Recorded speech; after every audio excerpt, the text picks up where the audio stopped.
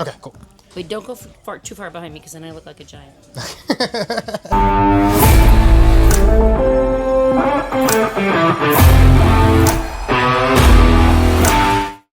Welcome to the Legacy of Nerd. My name is Daniel, and I'm here at the Poke Hive here in San Antonio. And I'm joined here with the legendary Nicole Sullivan. How are you doing? I'm great. I'm in my kids' best. This is their best case scenario for a day in the life of. They would trade places with me so bad to be in this Funko Pop world. All these Funko Pops are signed by the actors that portrayed them here. It's bananas. It's crazy. And It's then bananas. have a crap load of Pokemon cards as well and action figures. This is like nerd heaven here. Yeah. And my kids not totally in the one does Magic the Gathering, so I think that officially qualifies him as a nerd.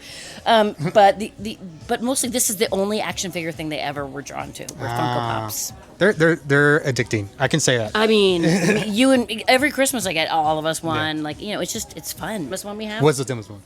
It's because it's based on the dumbest tattoo ever made, which is my husband when he was in college, he had a frat, but he didn't want to get frat letters. He's like, I'm not that guy. And so instead he got the Kool-Aid Man on his ankle.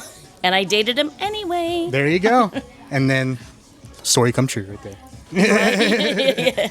Now, I'm a child of the 90s, and I grew up watching MadTV.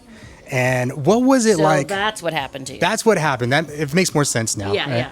But what was it like being a part of that original cast, being a part of that show, and during that era? We didn't know what we were doing. Let me rephrase. I didn't know what I was doing. I was young. I had never trained at the Groundlings or Second City or any of that stuff, like a lot of them had. And so I was just like, a young blonde who wore a miniskirt to my audition, but who, had some fun characters. And so those characters made it on the air, and I was just as surprised as everyone else. What was one of the favorite ones that you had from that time? Well, the ones in my audition were Vancombe Lady was in my audition. Really? Yeah. Okay. The Vancombe Lady I did in my audition. And I was like, they're never gonna. It's so weird that she's like being weird and racist, but they took. But that's like one of the ones compared to Stewart. Like that's one of the ones you remember the most from MadTV. Yeah. She landed in all the right ways, and it was based on a real exchange I had with a real woman at a real Lancome counter in actual Skokie, Illinois. That's amazing. That's crazy though. I mean. Yeah, she was real rude. Oh my god! Well, now I wonder if she saw it on TV and was like, she would not recognize herself. I usually works out like that, don't it? But yeah. Then you were on a show that I absolutely love. It's gonna make a comeback here soon. But Scrubs, you had a really meaningful role there. It's a sad one, but kind of happy one at the same time. What was it like working on that show? Working with Zach Braff and that whole cast. They were some of my closest friends back then, and we're not close now. But Sarah's one of my closest friends. Krista Miller is the godmother to my child. She's married to the creator. The creator, yeah. I'm the godmother to her son. Oh, that's amazing. Yeah, it was a really great cast filled with really good actors, and it was such a great. Bill wrote it.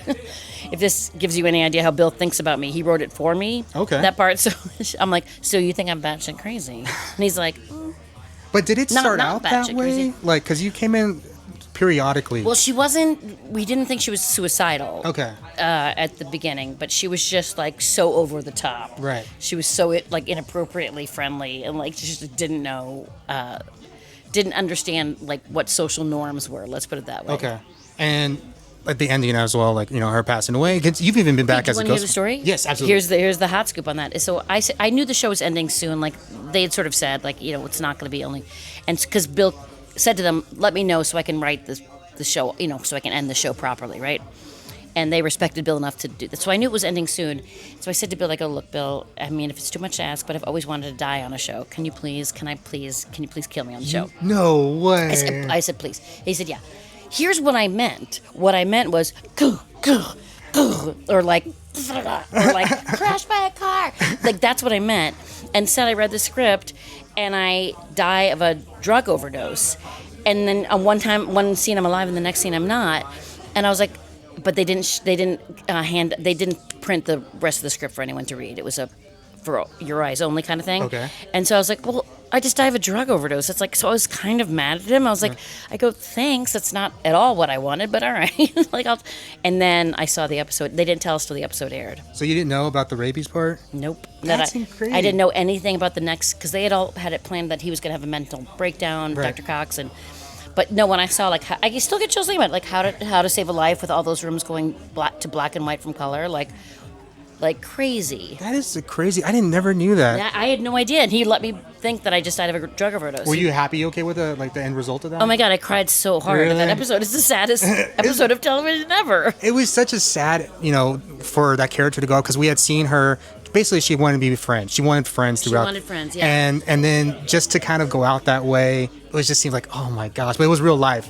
It was real, Yeah. like I thought it was like, oh, she should have gone out with something dramatic like her, but it was the opposite. And I think I sort of respect Bill's choice. Oh, I mean, And I like to think I gave him the idea of her dying for the cause. Okay, you wrote the episode. Let's just say it like that. Yeah, exactly. You wrote the episode. Exactly. Now, you've also been on Kim Possible, Ueshigo. If I understand correctly, they kind of rewrote that character after you came along. Is that correct?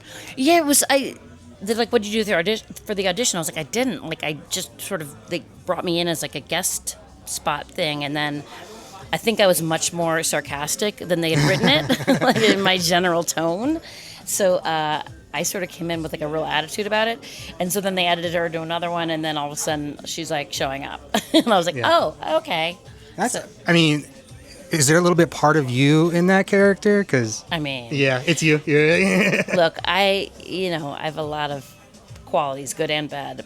One of my good ones isn't, I'm not a chameleon with my voice. Like, you're not like, I didn't even know that was her. You usually know it was me. But, people hire me for a turn of phrase, for an attitude, for a joke telling. They don't hire me to become something else. So I'm jealous of the people that become other people because they have a lot.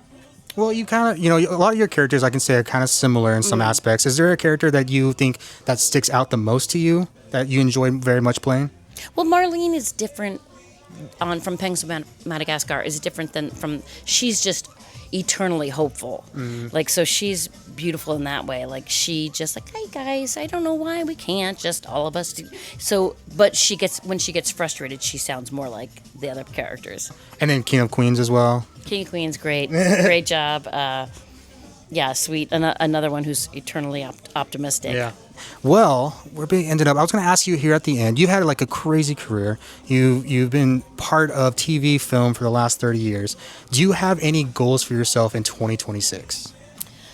That's a great question. I have to say I'm really enjoying doing these tour stops, like autograph stuff, like which I never would have thought I would have liked. Like I did one of them a while ago, one con a while ago, and I was like, no thanks. Like it just wasn't for me, and it just like I've now as someone, my kids are older, so I don't have to be home all the time. I'm really enjoying seeing different parts of the country and meeting all the people that we don't normally get to see. So there's all these fans out there that I believe are out there, especially for the animation stuff, right? I know they're out there because they show up, as audience members, as viewers, as all the things. But I don't get to meet them.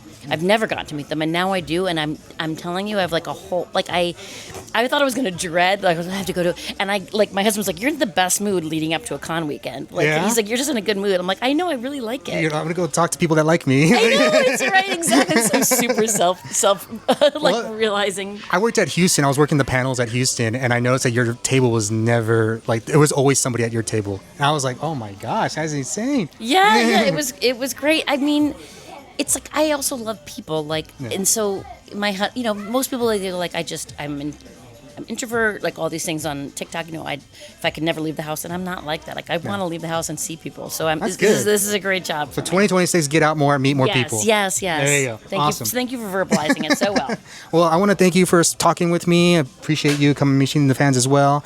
Where can they find you at? At Sullivan Nicole, just my name reversed. And then she will, I'm sure, post where she's going to be coming up this year in 2026 as well. I got to get better about that. Okay. Do you know anyone? And I was like, I can talk to the owner and find out what's going on. I need a social media person. Yes. All right. Well, thank you, and you have a great day. Thank you. Lovely meeting you. Thank you. Bye.